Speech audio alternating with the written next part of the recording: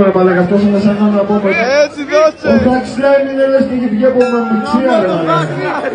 Σαν να γάμισε πατέρα αδερφός με αδερφή έχει βγει. Είναι πολύ άσχημος άνθρωπος.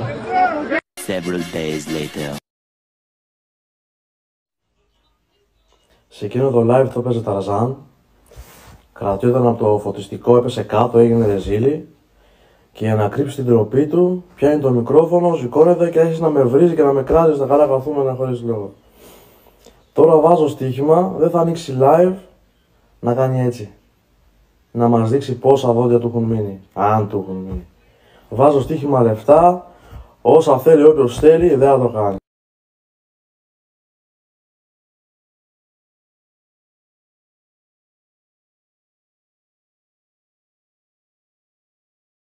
Και για όσους λένε ότι λέω ψέματα, άμα λέω ψέματα, πείτε το να ανοίξει live.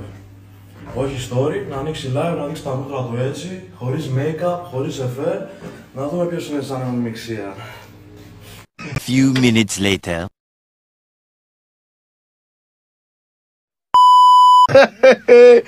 Τι γίνεται, ποπκορνάκι έχουμε εδώ πέρα αδερφέ, να φάμε, να τσιμπήσουμε.